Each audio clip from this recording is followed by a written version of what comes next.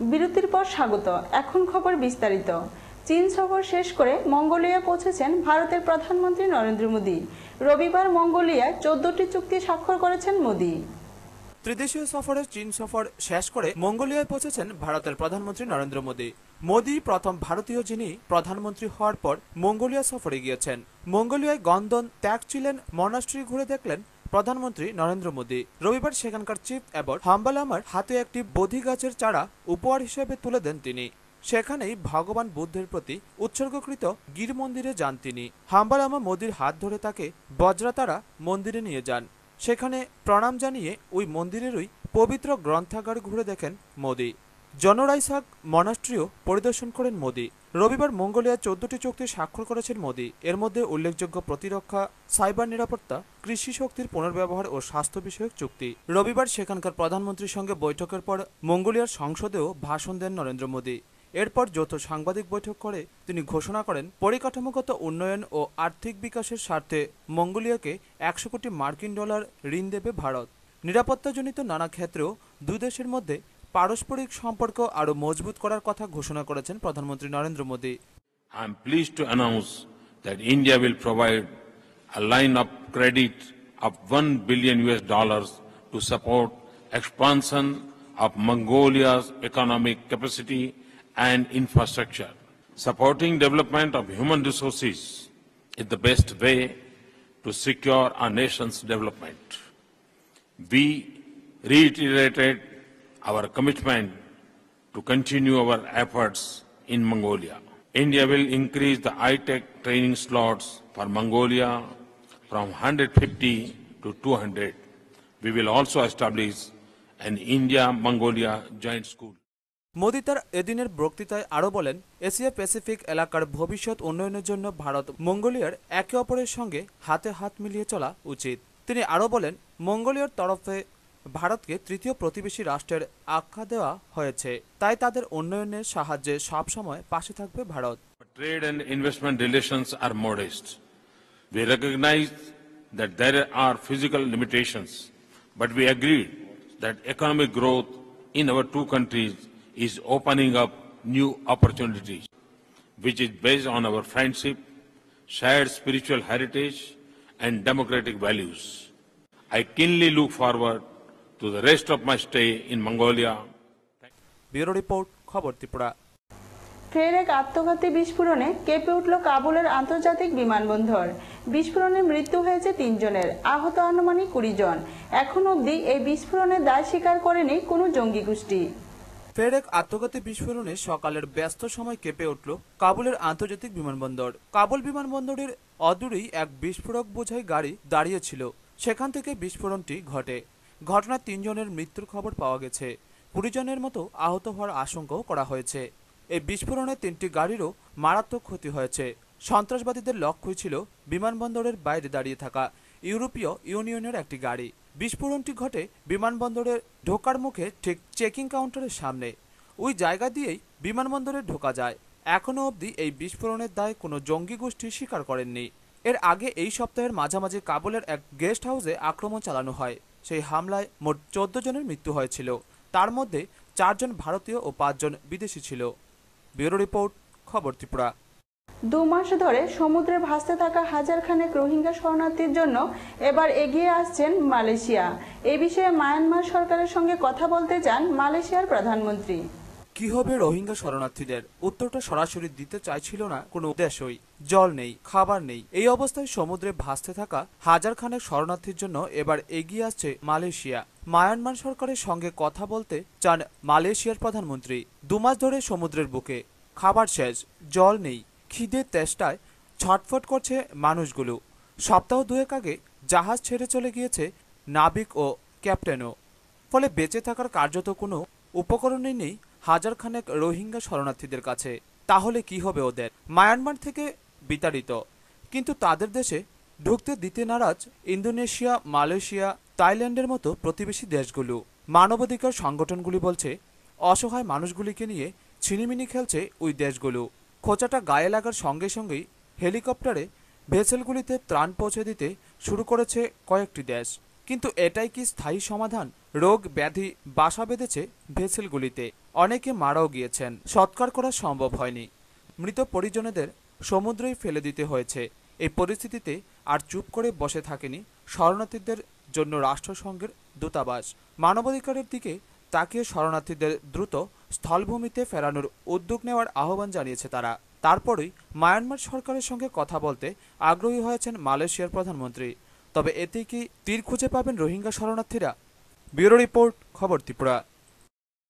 Bishalgarh block Congress সভাপতি নারায়ণ চন্দ্র ভট্টাচার্যের আহ্বানে কংগ্রেসের মূল কার্যালয়ে এক আলোচনা সভার আয়োজন করা হয়। উপস্থিত ছিলেন প্রাক্তন মুখ্যমন্ত্রী সমীর রঞ্জন বর্মন সহ অন্যান্যরা। রবিবার সন্ধ্যায় বিশালগড় ব্লক কংগ্রেস সভাপতি নারায়ণ চন্দ্র ভট্টাচার্যের আহ্বানে কংগ্রেসের মূল কার্যালয়ে এক আলোচনা সভার আয়োজন করা হয়। প্রধান বক্তা ছিলেন রাজ্যের প্রাক্তন মুখ্যমন্ত্রী সমীর রঞ্জন বর্মন। আগামী পুর পরিষদ নির্বাচনে কংগ্রেসের ক্ষমতা দখল করা সহ প্রার্থী বাছাইয়ে ব্যাপক আলোচনা করা হয়। এদিন তিনি বলেন, সংগঠনের কর্মীরা ইতিমধ্যে নির্বাচনের কাজে ঝাঁপিয়ে পড়েছে। বিশালগড় পুর পরিষদে মোট 13টি ওয়ার্ডের মধ্যে 12টি আসনেই জয়লাভ করবে কংগ্রেস। বাকি সবাই এখানে আসছেন এই প্রাথমিক পর্যায়ে আলোচনা করার জন্য এবং আমাদের দলীয় নেতাদের মতামতটা আমরা নিতেছি এবং অনেকেই বক্তব্য হলো যে প্রতিটি ওয়ার্ডে ইলেকশন প্রিপারেটরি কমিটি, নগর পঞ্চায়েত নির্বাচন প্রিপারেটরি কমিটি, একটা পৌরসভা নগর পঞ্চায়েত নির্বাচন কমিটি একটা করে করতে হবে এবং অনধিক 5 জন সদস্য। তো এটা আমরা আলোচনা করে আজকে পরের থেকে আরম্ভ হইব কাজ, আজকে আমরা সিদ্ধান্ত। এই দিনের আলোচনা সভায় যুবনেতা রাজেশ কান্তি সাহা, রাজ্য মাইনরিটি সেলের সহসভাপতি জয়দুল হোসেন, বিভাস সাহা এবং কাউন্সিলর চন্দন দেব সহ অন্যান্যরা উপস্থিত ছিলেন। ব্যুরো রিপোর্ট, খবর ত্রিপুরা। আবারও পণের দায়ে আত্মঘাতী এক গৃহবধূ, ঘটনা বিলোনিয়া মহকুমার ঋষ্যমুখের হরিপুর এলাকায়। আবারও আগুনে পড়ে অসময়ে চলে গেল আরও এক গৃহবধূ। ঘটনা রবিবার সকাল আনুমানিক 6:30 নাগাদ বিলোনিয়া মহকুমার ঋষ্যমুখের হরিপুর এলাকায়। মৃতার নাম প্রিয়াঙ্কা বর্মন মহাজন, বয়স 19। গত 4 বছর আগে ভালোবাসার টানে ঘর ছেড়ে অজিত মহাজনের হাত ধরে পালিয়ে আসে প্রিয়াঙ্কা। প্রথম কিছু বছর ভালো কেটে গেলেও তাদের ইতিমধ্যে সংসারে আসে একটি ফুটফুটে মেয়ে, যার বয়স 1.5 বছর। অজিত মহাজন পেশায় গাড়ি চালক। ধীরে ধীরে তাদের সংসারে একটু একটু বিবাদ শুরু হতে থাকে। পণ দেওয়ার জন্য অজিত ও তার পরিবারের লোকেদের দাবি ছিল যে তাদেরকে 30,000 টাকা নগদ প্রদান করতে। এ নিয়ে প্রায় তাদের সংসারে অশান্তির সৃষ্টি হয়। এরপর প্রিয়াঙ্কার পরিবার থেকে গত বুধবার দিন হরিপুর পঞ্চায়েতের প্রধানের সামনে বিবাদ মিটিয়ে আসেন প্রিয়াঙ্কার পরিবারের লোক, কিন্তু এতেও অজিত ও তার পরিবারের লোকেদের আশ মেটেনি।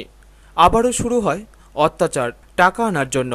অজিত ও তার পরিবারের মানসিক ও শারীরিক অত্যাচার থেকে রক্ষা পেতে এদিন সকালে নিজের গায়ে কেরোসিন তেল ঢেলে আত্মহত্যা করে প্রিয়াঙ্কা। অজিত ও তার বড় ভাই এদিন সকালে প্রিয়াঙ্কাকে বিলোনিয়া মহকুমা হাসপাতালে নিয়ে আসে। তখন সাউথ এডিপিও ও ম্যাজিস্ট্রেট তার বয়ান লিপিবদ্ধ করে। না, বিয়ে 4 বছর হয়েছে, একটা বাচ্চা আছে, কি লিয়ে বছর অনেকটা সমস্যা তো হয়েছে, নাহলে এই ঘটনা করে গেল। কালকে কোনো ঝগড়া হলো, কালকে ঝগড়া হয়েছে না, কিন্তু আগে কি ঝগড়া ছিল? আগে যে ঝগড়া দিলে এটাও মিশে গেছে। কি নিয়ে ঝগড়া ছিল? টাকা পয়সা? টাকা পয়সা গেল তো কি নিয়ে? এমনি জঙ্গলে টুকটাক ঝগড়া হয়েছে, এই ব্যাপার।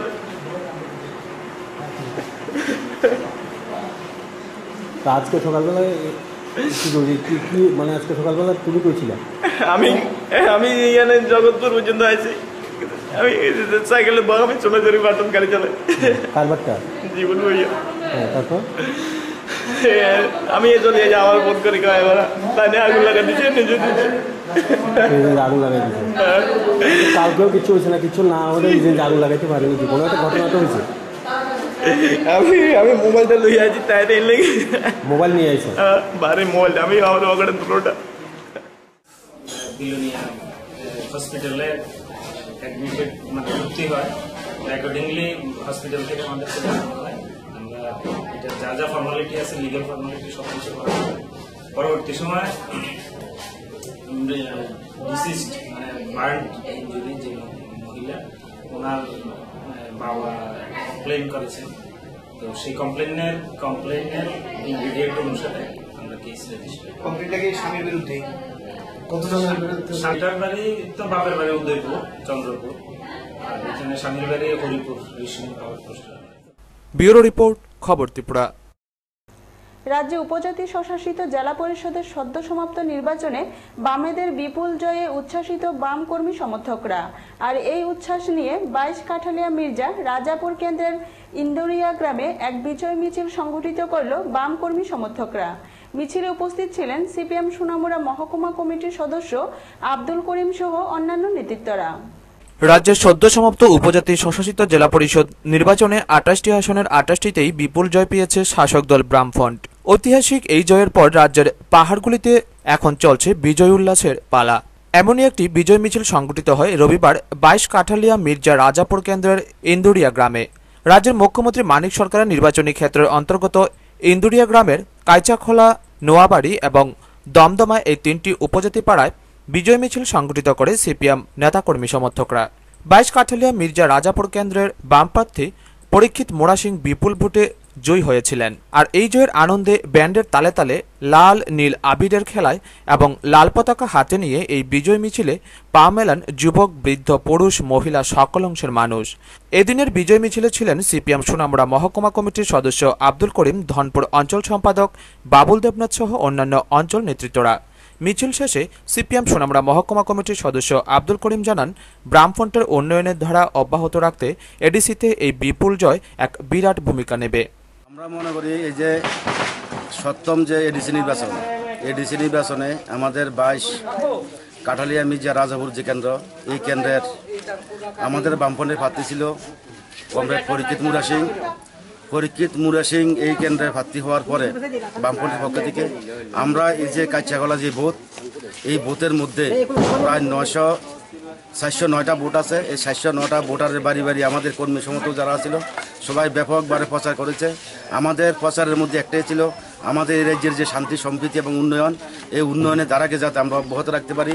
এবং বিশেষ করে এডিসি নির্বাচনের মধ্যে ওই যে আইএনপিটি সহ আইপিএফটিরা তারা যে পৃথক রাজ্যের যে স্লোগান দিয়েছিল, এই স্লোগানকে আমরা বিরোধিতা করেছি। আমাদের দলের পক্ষ থেকে যত সভা সমিতি যা কিছু করেছি প্রত্যেকবারই ওই যে তাদের পৃথক রাজ্য আমরা প্রচার করেছি। সবচেয়ে যে বিষয়টা আমরা গুরুত্ব দিয়েছি সেটা হলো আমাদের এই রাজ্যের যে শান্তি এবং সম্প্রীতি, এই শান্তি সম্প্রীতির পক্ষে আমরা দেখেছি গত 6 তারিখ যে নির্বাচনের ফলাফল ঘোষণার পর আমাদের কেন্দ্রে প্রার্থী সহ এডিসি এলাকার যে 28টা আসনের মধ্যে আমাদের প্রার্থীরা বামফ্রন্টের বিপুল জয় হয়েছে।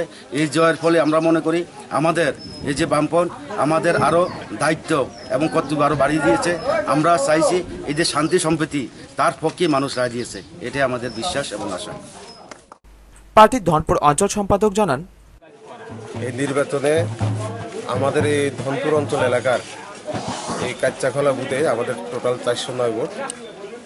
এখানে আমাদের এডিসি যে ভিলেজ, এই এলাকার আমাদের যারা বিশেষ করে গরিব অংশের মানুষ, দুনিয়া খ্যাতমজুর অংশের মানুষ, শ্রমিক অংশের মানুষ, তাদের জন্য আমাদের এডিসি জোনাল, সাবজোনাল এবং আমাদের কাঠালিয়া ব্লকের অন্তর্গত একটা অংশ সার্বিকভাবে সরকারি উন্নয়নগুলি প্রত্যেকটা পরিবারের মধ্যে ভালোভাবে পৌঁছানোর জন্য দায়িত্ব নিয়ে এখানে কাজকর্ম করা হয়েছে। নোয়াবাড়ি এই যে 3টি পাড়া, তারা সেই ঐতিহ্যকে অম্লান রাখার জন্য তারা ঐক্যবদ্ধ হয়ে আজকে আমাদের বামফ্রন্টের মনোনীত সিপিআইএম প্রার্থী কমরেড পরীক্ষিত মুরা সিংকে এই বুথ কেন্দ্র থেকে বিপুল ভোটে জয়যুক্ত করেন। এদিনের এই বিজয় মিছিলে এলাকার সিপিএম কর্মী সমর্থকদের উপস্থিতি ছিল লক্ষণীয়। সুকান্ত বর্মনের রিপোর্ট, খবর ত্রিপুরা। অপহরণের ৪৫ দিন পর কৈলাসহর থেকে উদ্ধার হলো খোয়াইয়ের নাবালিকা স্কুল ছাত্রী। অপহরণকারী যুবককেও আটক করে পুলিশ। চলতি বছরের 28 মার্চ খোয়াইয়ের গণকি এলাকা থেকে মাধ্যমিক পরীক্ষার্থী এক নাবালিকা ছাত্রী নিখোঁজ ছিল। নাবালিকার বাবা মেয়ে নিখোঁজ হওয়ার ঘটনায় 4 দিন পর খোয়াই থানায় অপহরণের অভিযোগ জানায়। সেই অভিযোগের পরিপ্রেক্ষিতে পুলিশ 366 এ ধারায় অভিযুক্ত যুবক রতন গৌড়কে গ্রেপ্তার ও নাবালিকা মেয়েটিকে উদ্ধারের কাজে নামে। খোয়াই থানার পুলিশ দীর্ঘ ৪৫ দিন পর গোপন সংবাদের ভিত্তিতে শনিবার দুপুরে কৈলাসশহর ছুটে যায়। পুলিশ কৈলাসশহরের জগন্নাথপুর চা বাগানের এক শ্রমিক নান্টু কর্মকারের বাড়ি থেকে নাবালিকা স্কুল ছাত্রীটিকে উদ্ধার করে এবং ৩৬৬ ধারায় রতন গৌড়কে গ্রেপ্তার করে খোয়াই নিয়ে আসে। পুলিশ নাবালিকা স্কুল ছাত্রী নন্দিতা দেবনাথ এবং তার মা নিয়তি দেবনাথকে আদালতে পাঠায় তাদের জবানবন্দির জন্য। এদিকে এই নাবালিকা স্কুল ছাত্রী অপহরণের ঘটনায় পুলিশ প্রথম দিন থেকেই নিশ্চিত ছিল গণকির নন্দিতা আর সোনাতলা রতন তাদের মধ্যে গভীর ভালোবাসার সম্পর্ক ছিল। পুলিশ বিভিন্ন সূত্রে জানতে পারে তারা বাড়ি থেকে পালিয়ে বিয়ে করে। পুলিশ এও জানতে পারে নন্দিতার মা নিয়তি দেবনাথ এই পলায়নের ঘটনায় শতভাগ সাহায্য করে মেয়েকে। এমনকি প্রতিদিনই রতন গৌড়ের সঙ্গে নিয়তি দেবনাথের মোবাইলে কথাবার্তাও হতো। পুলিশ এই অপহরণের অভিযোগ হাতে পেয়ে একাধিকবার মেয়ের মাকে থানায় এনে জানতে চেষ্টা করে ছেলে ও মেয়ে কোথায় আছে, কিন্তু নিয়তি দেবনাথ পুলিশকে কোনো তথ্যই দেয়নি। দীর্ঘ ৪৫ দিন পর পুলিশ মোবাইল ফোন ট্র্যাক করে তাদের অবস্থান জানতে পারে এবং তাদের উদ্ধার করে। প্রায় মার্চ মাসের লাস্টের দিকে কেসটা অপহরণটা হয়েছিল। তো এটা গত মাসে ৩ তারিখে কেসটা রেজিস্টার করছিল তারা বাবা কমপ্লেন বলে। তো তখন থেকে আমরা আসলে মোবাইল ফোনের এমনিতে খোঁজ খবর পাইতেছিলাম না। তো তার কাছে আমরা বারবার রিকোয়েস্ট করছিলাম একটা মোবাইল ফোন তার সঙ্গে যোগাযোগ হয় কিনা। অ্যাকর্ডিংলি তারা কিছুদিন আগে মেয়ের যোগাযোগ করছিল তার বাড়িতে মার সঙ্গে। তো সেই সূত্রে ধরে আমরা মোবাইল ফোন নাম্বারটা পাইছি। তারপর মোবাইল ফোনটা ট্র্যাক করে আমরা তাদের লোকেশনটা আইডেন্টিফাই করতে পারছি। লোকেশনটা আইডেন্টিফাই করার পরে সাসপেক্টেড কয়েকটা জায়গা আছে আমরা রেড করে সেটা কালকে দুপুরবেলা কৈলাসহর জগন্নাথপুরে চা বাগানে আমরা একটা বাড়িতে আসলাম, শুনছিলাম বাড়িতে আছে কিন্তু বাড়িতে পাইছি না। পাশের জঙ্গল থেকে তারা উদ্ধার করা হয়েছে। মেয়েটার উদ্ধার করা হয়েছে, সঙ্গে ছেলেটাও আছে। ব্যুরো রিপোর্ট, খবর ত্রিপুরা। তেলিয়ামুড়া ব্লক এলাকার উত্তর শিবিরে বসবাসকারী উদ্বাস্তু পরিবারগুলোর খোঁজ খবর নিলেন গণতান্ত্রিক যুক্তফ্রন্টের নেতৃত্বরা। ৮ জনের প্রতিনিধি দলে ছিলেন যুক্তফ্রন্টের চেয়ারম্যান নকুল দাস সহ অন্যান্যরা। উদ্বাস্তু পরিবারগুলোর খোঁজ খবর নিতে সশরীরে হাজির গণতান্ত্রিক যুক্তফ্রন্টের নেতৃত্বরা। রবিবার তেলিয়ামুড়ার ব্লক এলাকা সংলগ্ন উত্তর শিবিরে বসবাসকারী উদ্বাস্তু পরিবারের খোঁজ নিলেন গণতান্ত্রিক যুক্তফ্রন্টের চেয়ারম্যান নকুল দাস, কনভেনার অসীম সরকার, সদস্য নারায়ণ সরকার, অনিল দাস সহ আরও অনেকে। উত্তর শিবিরে প্রায় ২৫০ পরিবারের বসবাস। এদিন ৮ জনের প্রতিনিধি দল শিবিরের লোকদের সাথে দীর্ঘক্ষণ কথা বলেন। উদ্যোগটা হচ্ছে গণতান্ত্রিক যুক্তফ্রন্টের, জনতা দল ইউনাইটেড, বহুজন সমাজবাদী দল, দুইটা দল মিলে আমাদের এই গণতান্ত্রিক যুক্তফ্রন্ট। আমরা শুনলাম যে এখানে তারা প্রায় ২০০-২৫০ পরিবারের মতন এরকম হবে। হ্যাঁ, তারা আসছেন এখানে দীর্ঘদিন, প্রায় ১৮-১৯ বছর ধরে তারা এখানে আসেন। তারা যেভাবে আসেন এভাবে তাদের ঘর নাই, বাড়ি নাই, অবস্থায় আসেন, জায়গা নাই, কিচ্ছুই নাই। কাজেই এই মানুষগুলোকে যাতে সঠিকভাবে পুনর্বাসন দেওয়া হয় বা যে জায়গাগুলি আছে, এটাও সেন্ট্রাল গভর্নমেন্টের জায়গা, এখানেও যদি তাদের রিহেবিলিটেশন দেওয়া হয় বা একটা কিছু করে দেওয়া হয়, অর্থাৎ এই মানুষগুলি যাতে সুষ্ঠু সুন্দরভাবে বাচ্চারা থাকতে পারে তার ব্যবস্থা যাতে করা হয়, এই জিনিসগুলো নিয়ে আমরা ঊর্ধ্বতন কর্তৃপক্ষের দৃষ্টি আকর্ষণ করব। এই জন্য আমরা তাদের এখানে আসছি। তাদের পক্ষে আপনার যে দাবি, এই দাবিটা আপনার রাজ্য সরকার বা কেন্দ্রীয় সরকার কোন কর্তৃপক্ষের কাছে না বিষয়টা আমরা বিষয়টা রাজ্য সরকারের কাছে নেব, কেন্দ্রীয় সরকারের কাছে নেব। কারণ উদ্বাস্তু যে সমস্যাটা যে কারণে হয়েছে, এই জন্য আপনারাও জানেন যে কেন্দ্রীয় সরকার থেকে বিভিন্ন সময় বহু টাকা দেওয়া হয়েছে যে যারা এমন উদ্বাস্তু হয়েছে তাদেরকে পুনর্বাসন দেওয়ার জন্য। কিন্তু এটা দুর্ভাগ্যের সঙ্গে আমরা দেখি সারা রাজ্যের মধ্যেই এখানে এরকম শত শত পরিবার বিভিন্ন জায়গায় ছড়াই আছে, কিন্তু তারা এখনও ঘরবাড়ি দিয়ে যেতে পারে নাই, অথচ তাদের বিকল্প কোনো পুনর্বাসন। ব্যুরো রিপোর্ট, খবর ত্রিপুরা। দাবাঙ্গিরি দেখালেন বিলোনিয়া মহকুমা শাসক ব্রহ্মনীত কাউর। নিজ সরকারি আবাসের সামনের জায়গা পরিষ্কার করতে গিয়ে বৎসায় জড়ালেন শহরবাসীর সঙ্গে। গোটা ঘটনায় চরম উত্তেজনা বিরাজ করছে এলাকায়। দাবাঙ্গিরি দেখালেন বিলোনিয়া মহকুমা শাসক ব্রহ্মনীত কাউর। নিজ সরকারি আবাসের সামনের জায়গা পরিষ্কার করতে গিয়ে বৎসায় জড়ালেন শহরবাসীর সঙ্গে।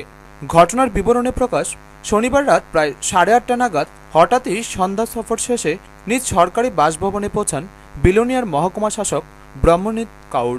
তখন তিনি তার আবাসের সামনে প্রচুর বাইসাইকেল ও বাইক রাখা দেখে ক্ষিপ্ত হয়ে যান। ঠিক তখনই উগ্রমতি ধারণ করেন এবং আইএএস অফিসার সোজা গাড়ি থেকে নেমেই পায়ের লাথিতে এক দুটি বাইক ফেলে দেন বলে অভিযোগ। এসডিএমের দেহরক্ষীরাও টেনে হিচড়ে সরাতে থাকেন বাইক। এরপরই ক্ষিপ্ত হয়ে ওঠে বাজারের জনতা। প্রসঙ্গত, বিলোনিয়ার সবচেয়ে পুরনো বাজার হল বনকর বাজার। তার সামনেই হচ্ছে পূর্ত দপ্তরের অফিস। সেই কমপ্লেক্সের মধ্যেই একটি কোয়ার্টারে থাকেন এসডিএম মহোদয়। বাজারের রাস্তার দুপাশে বাইক ও সাইকেল রাখা মানা, আর তাই মানুষ পূর্ত দপ্তরের অফিস কমপ্লেক্সেই রাখেন বাইক, সাইকেল। তাছাড়া এখানে যানবাহন না রাখার জন্য পূর্ত দপ্তর কিংবা প্রশাসনের পক্ষ থেকে কোনো নো পার্কিং সাইনবোর্ডও লাগানো হয়নি। যানবাহন রাখতে বাধা দেয়নি কোনো দিন, এমনটাই দাবি শহরবাসীর। কিন্তু শনিবার ব্যস্ততম বাজার বারে এই যানবাহন সংখ্যা বেড়ে যায় দ্বিগুণ। তাই বলে মহকুমা শাসকের এই হেন আচরণে ক্ষিপ্ত হয়ে ওঠে বাজারের মানুষ। পরিস্থিতি বেসামাল দেখে মহকুমা শাসক পুলিশ ডেকে আনে। এসআই বিকাশ দেবনাথ সহ পুলিশ বাহিনী ঘটনাস্থলে এসেই বাইক মালিকদের ধরিয়ে দেন চড়া হারে জরিমানার রসিদ। ১৫০০ থেকে ৩০০০ টাকার রসিদ পেয়ে পরিস্থিতি আরও উত্তপ্ত হয়। কয়েকজনের অভিযোগ, জরিমানা পড়ে থানায় গিয়ে দিয়ে আসার কথা বললে পুলিশ জোরপূর্বক পকেট থেকেই টাকা আদায় করে, আর মহকুমা শাসক তা নিজে দাঁড়িয়ে থেকে পুলিশকে নির্দেশ দেন বলে অভিযোগ। এরপরেই উত্তেজিত জনতা রাস্তায় নেমে বিক্ষোভ শুরু করে। পরিস্থিতি সামাল দিতে ঘটনাস্থলে ছুটে আসেন ওসি স্বপন সরকার সহ বিশাল পুলিশ বাহিনী। খবর লেখা পর্যন্ত গোটা এলাকায় চরম উত্তেজনা বিরাজ করছে। তো কইতাছে যে আমরা দিতাম না, তাহলে না দিলে স্যার ওখান পরবর্তী নেক্সট টাইম যেহেতু সাইনবোর্ড নেই, যে বাইক রাখবো আমরা তারা থেকে স্যার পাইলে যাবো জোর করে। এখানে এবার পুলিশ প্রশাসন যে হইব, যেই রাখবো আমরা সাইকেল রাখবো, যাই হোক আমরা টাকা আমরা সুদ করে এলাম, নাহলে আমরা টাকা ফিরিয়ে দাও, আমরা যে সময় টাকা আমরা ফাইন দিয়ে দেবো। যারা থেকে স্যার রিসিভ করি, যারা দেওয়া হয়েছে তারা থেকে ফাইন ফিরিয়ে দাও না, কারণ যে সময় টাকা নেবে তারা যারা নিচ্ছে স্যার আইএস অফিসার নিচ্ছে, বিকাশ দেবনাথ নিচ্ছে, তারা ফিরিয়ে দেবো। আর যে সময় আমরা টাকা ফিরিয়ে দেবো।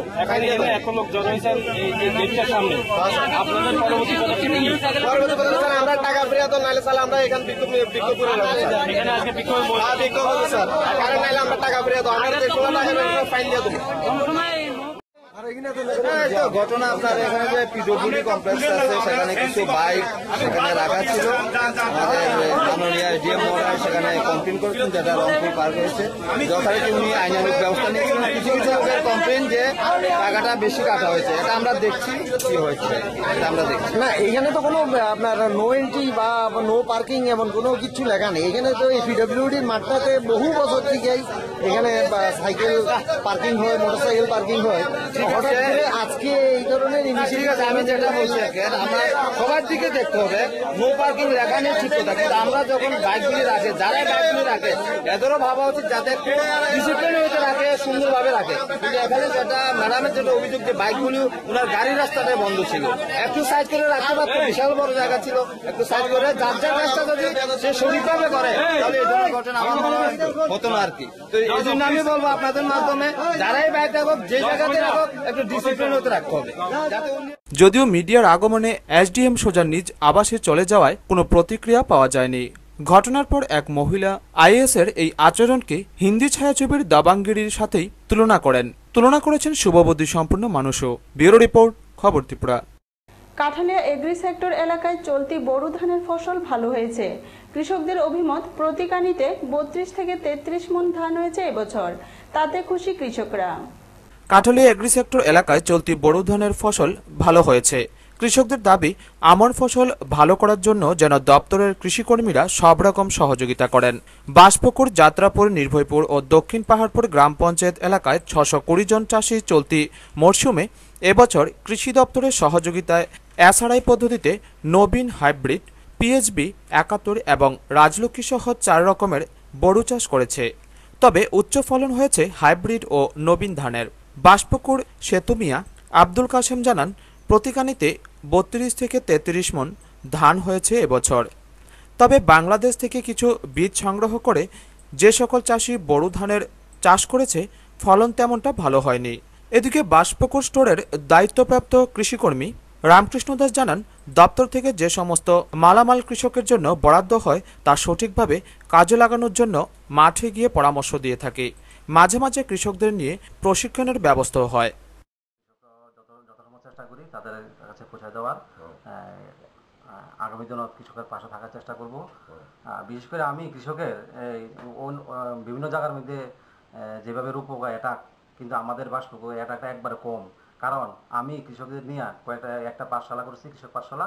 সেখানে আমরা কীভাবে প্রথম অবস্থায় এই সিড ট্রিটমেন্ট কীভাবে করতে হয় এগুলো শিখিয়ে দিয়েছি। এবং নারায়ণ বৈদ্যের রিপোর্ট, খবর ত্রিপুরা। প্রতি বছরের মতো এবছরও পালিত হতে যাচ্ছে রাজ্যভিত্তিক মাতৃভাষা প্রণাম দিবস। ধর্মনগর বিবেকানন্দ সার্ধ শতবার্ষিকী ভবনে পালিত হবে এই দিবস। এরই প্রস্তুতি প্রায় শেষ পর্যায়ে। রাজ্যভিত্তিক মাতৃভাষা প্রণাম দিবস উদযাপিত হতে যাচ্ছে আগামী 19শে মে। প্রতি বছরের মতো এবছরও ধর্মনগর বিবেকানন্দ সার্ধ শতবার্ষিকী ভবনে অনুষ্ঠিত হবে এই দিবস। এই দিবসকে কেন্দ্র করে বিভিন্নভাবে প্রস্তুতি চলছে। এক সাক্ষাৎকারে উত্তর জেলা তথ্য সংস্কৃতি দপ্তরের অ্যাসিস্ট্যান্ট ডিরেক্টর দেবাশিস নাথ জানান, তথ্য ও সংস্কৃতি দপ্তর, পুর পরিষদ এবং উত্তর ত্রিপুরা জেলা পরিষদের উদ্যোগে এই অনুষ্ঠানটি হতে যাচ্ছে। তিনি জানান, প্রয়াত মন্ত্রী অনিল সরকার এই মাতৃভাষা দিবস উদযাপনের সূচনা করেছিলেন। তিনি আরও জানান, এই মাতৃভাষা প্রণাম দিবসে আসাম, বরাক, কাছাড় এবং পশ্চিমবঙ্গের বিভিন্ন কবি, সাহিত্যিকগণ উপস্থিত থাকবেন। 19শে মে বরাকের ভাষা শহীদদের স্মরণে প্রতি বছরের মতো এবছরও আমরা ধর্মনগরে যে রাজ্যভিত্তিক ভাষা প্রণাম দিবস, সেই ভাষা প্রণাম দিবসের আয়োজন করেছি। রাজ্যের তথ্য ও সংস্কৃতি দপ্তর এবং ধর্মনগর পুর পরিষদ এবং উত্তর ত্রিপুরা জেলা পরিষদের এই যৌথ আয়োজন, যদিও তথ্য সংস্কৃতি দপ্তর এর মূল আয়োজক, কিন্তু দিবসের মাতৃভাষা প্রণাম দিবস মানে এটা হচ্ছে পঞ্চম মাতৃভাষা প্রণাম দিবস। 1912 সালে সেটা প্রথম শুরু হয়। আমাদের দপ্তরের আগের মন্ত্রী, প্রয়াত মন্ত্রী শ্রী অনিল সরকার প্রথম এটা পরিকল্পনা করেন এবং ডিপার্টমেন্টের যে কর্মসূচি, সেই কর্মসূচিতে সেটাকে তিনি নিয়ে আসেন এবং সেই থেকে এখন অবধি হয়ে আসছে। তো শিলচর, করিমগঞ্জ, পাথারকান্দি এবং আসামে ধুবড়ি, গুয়াহাটি এইসব এলাকা থেকে বিভিন্ন ভাষাভাষী আমাদের এবারের যে মাতৃভাষা প্রণাম দিবস, সেই মাতৃভাষা প্রণাম দিবস সফল এবং সুন্দর। ব্যুরো রিপোর্ট, খবর ত্রিপুরা। তেলিয়ামুড়া মহকুমার রাজনগর 1 নং এলাকাবাসীদের যৌথ উদ্যোগে অনুষ্ঠিত হল এক স্বেচ্ছায় রক্তদান শিবির। শিবিরে 30 জন রক্তদাতা স্বেচ্ছায় রক্তদান করেন। কোনো ক্লাব বা সংস্থা নয় বা অন্য কোনো সংগঠন নয়, রক্তদানের গুরুত্বকে উপলব্ধি করতে পেরে এবার রক্তদানে এগিয়ে এলো তেলিয়ামুড়া মহকুমার রাজনগর 1-এর লোকজনেরা। রবিবার সকাল 11টায় এই রক্তদান শিবিরটি অনুষ্ঠিত হয়। এই রক্তদান শিবিরে এলাকার 30 জন রক্তদাতা স্বেচ্ছায় রক্তদান করেন। এর মধ্যে ছিল 3 জন মহিলা রক্তদাতা। তবে এই রক্তদান শিবিরে নিমন্ত্রিত ছিল অনেকেই। তারা না আসায় অতিথিদের আসন ছিল সম্পূর্ণ খালি এবং বেঞ্চগুলো ছিল থালায় পূর্ণ। তবে এই ধরনের সামাজিক কর্মসূচি করতে পেরে এলাকার লোকজনেরা খুশি। আগামী দিনেও এইরূপ সামাজিক কর্মসূচি হাতে নেবে এলাকার যুবকরা। দুর্গাপূজার সময় আমরা একটা রক্তদান শিবির আয়োজন করার কথা ছিল, কিন্তু অনিবার্য কারণবশত আমরা আজকে রক্তদান শিবির আয়োজন করেছি। এবং এই রক্তদান শিবিরে আমরা এসডিএম স্যার, এসডিপিও স্যার এবং মিউনিসিপ্যালিটি কারণের চেয়ারম্যানকেও আমন্ত্রণ করেছিলাম, কিন্তু ওদের মধ্যে একজনও উপস্থিত থাকে। তাই বিনা উদ্বোধনেই আমরা আজকে রক্তদান শিবিরের সূচনা করলাম। ব্যুরো রিপোর্ট, খবর ত্রিপুরা।